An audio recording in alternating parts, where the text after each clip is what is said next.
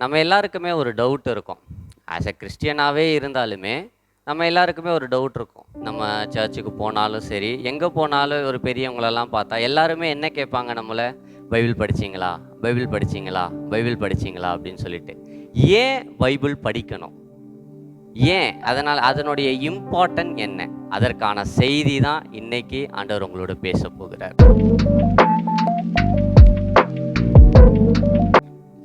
அதற்கு நம்ம வேதத்திலிருந்து ஒரு வசனத்தை எடுத்து வாசிப்போம். சங்கீதத்தின் புஸ்தகம் 119 அதிகாரம் 9 வசனம். வாலிபன் தன் வழியை எதினால் சுத்தம் பண்ணுவான்? உம்முடைய வசனத்தின்படி தன்னை காத்து கொள்வதினால்தானே. பார்த்தீங்களா? இதில் என்ன சொல்லப்பட்டிருக்கு? இந்த வசனத்தில் அழகா என்ன சொல்லப்பட்டிருக்கு அப்படின்னா, வழிகளை சுத்தம் பண்ணுகிறதற்கு வேதம் நம்மளுக்கு யூஸ்ஃபுல்லாக இருக்கான், உதவியாக இருக்கான். ஒரு சின்ன ஒரு கான்செப்ட் உங்களுக்கு நான் சொல்ல விரும்புகிறேன். என்ன அப்படின்னா, நம்ம நிறைய பேர்கிட்ட பைபிள் இருக்குது. எத்தனை பேர் அந்த பைபிளுக்கு முன்னாடி இருக்கிற அந்த முன்னுரையை படிச்சிருக்கிறீங்க அப்படின்றது கொஞ்சம் கேள்விக்குறியான ஒரு விஷயம்தான். ஏன் அப்படின்னா, அந்த முன்னுரையை நம்ம படித்தா அந்த பைபிளோட வேல்யூ நம்மளுக்கு ஈஸியாக புரியும். பைபிள் நீங்கள் ஒரு சாதாரணமான ஒரு புஸ்தகமாக நீங்கள் பார்க்கக்கூடாதுங்க. அது ஒரு வல்லமையான ஒரு புஸ்தகம். ஏன் அது ஒரு வல்லமையான புஸ்தகம் அப்படின்னா, அது கிட்டத்தட்ட அந்த முன்னுரையில் போட்டிருக்கும் 40க்கும் மேற்பட்ட ஆசிரியர்களால் எழுதப்பட்டிருக்கு, தேவனால் எழுதப்பட்டது அப்படின்னு சொல்லிட்டு நம்ம பைபிளை சொல்கிறோம். அதற்கு ஒரு சின்ன எடுத்துக்காட்டு நான் சொல்கிறேன். நம்மளுக்கு தெரியும், ஆதியாகமம், யாத்திரையாகமம், லேவியராகமம், எண்ணாகமம், உபாகமம், ஃபஸ்ட்டு 5 புக்கை எழுதினவர் மோசே. உங்களுக்கு தெரியும்னு நினைக்கிறேன். ஃபஸ்ட்டு 5 புக்கை எழுதினவர் மோசே. ஆனால் நீங்கள் நல்லா அதை பார்த்தீங்கன்னா, மோசேயுடைய சாப்டர், அதாவது ஆதியாகமத்தில் ஆதாமுடைய சாப்டர்லேருந்து யோசேப்பு வரைக்குமே கிட்டத்தட்ட 2000 இயர்ஸ்க்கான அது ஒரு ஸ்டோரி, 2000 வருஷத்துக்கான ஒரு ஸ்டோரி. ஆனால் மோசேயோடைய ஸ்டோரி அவர் பிறக்கிறதே யாத்திரையாகமத்தில் தான் பிறக்கிறார். 2000 வருஷ ஸ்டோரி எப்படிங்க ஒரு மனுஷனுக்கு ஞாபகம் இருக்கும்? கொஞ்சம் யோசித்து பாருங்க. 2000 வருஷ ஸ்டோரியை ஒரு மனுஷனால் முடியுமா அப்படின்னு கேட்டால் இது கூடாது, முடியாத ஒரு காரியம்.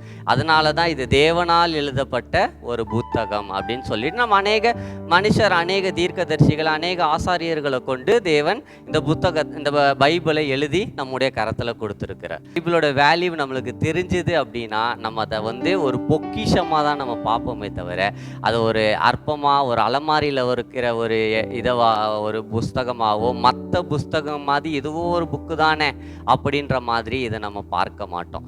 இன்னொரு வசனத்தை கூட நான் உங்களுக்கு வாசித்து காமிக்கிறேன். 2 தீமோத்தேயு 3 அதிகாரம் 16, 17 வசனங்கள். வேத வாக்கியங்கள் எல்லாம் தேவ ஆவியினால் அருளப்பட்டிருக்கிறது.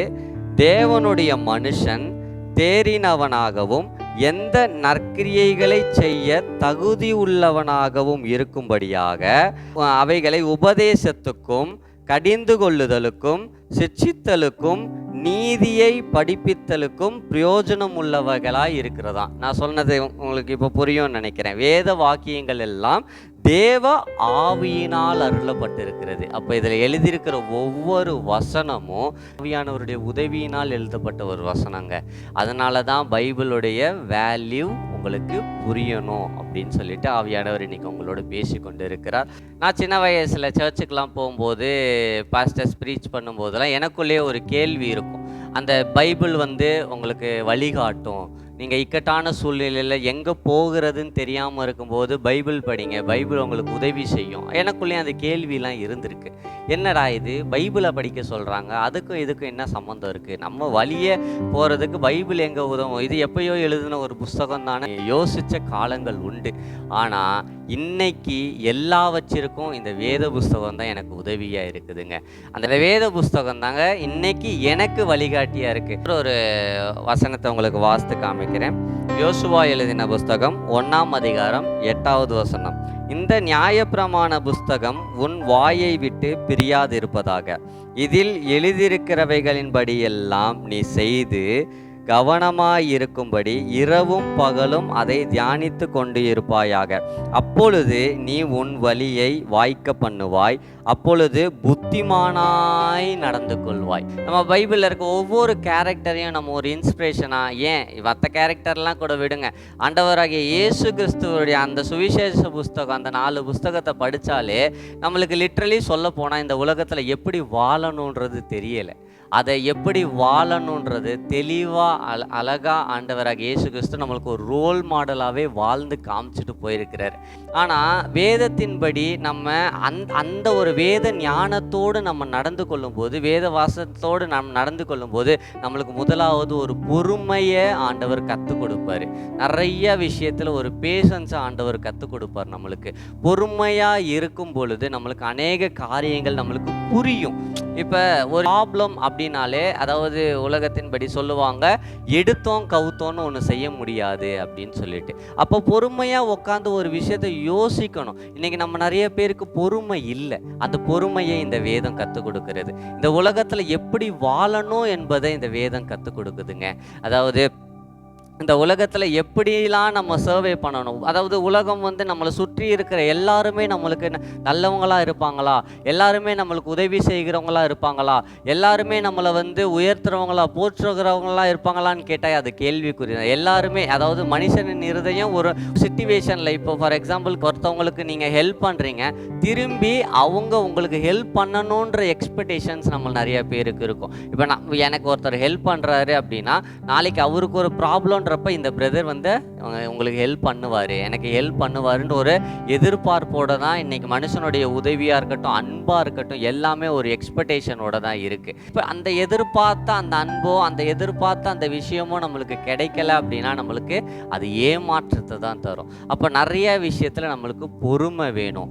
ஒரு விஷயத்தை எப்படி ஹேண்டில் பண்ணணும் அப்படின்றத இந்த பைபிள் உங்களுக்கு சொல்லிக் கொடுக்கும். நிறைய விஷயங்கள், வேதத்தில் உள்ள ரகசியங்களை எல்லாம் அது உங்கள் வாழ்க்கையோட ரிலேட் பண்ணி நீங்கள் படிக்கும் பொழுது, ஒவ்வொரு நாளும் நீங்கள் அதை தியானம் பண்ணும்போது, அடுத்த நாள் நீங்கள் என்ன பண்ண போகிறீங்க, அதற்கான பிளான் என்ன, பைபிளின் படி அது எப்படி, இயேசு இந்த இடத்துல இருந்திருந்தால் இந்த இந்த ப்ராப்ளத்தை எப்படி ஃபேஸ் பண்ணியிருப்பார், இந்த நாளை எப்படி கடத்தியிருப்பார் அப்படின்ற அந்த ஞானத்தை, அதாவது ஃபுல் அண்ட் ஃபுல் நீங்கள் பிப்ளிக்கலாகவே மாறிடுவீங்க. பரிசுத்தமான ஒரு வாழ்க்கையை நீங்கள் வாழ ஆரம்பிச்சிருவீங்க.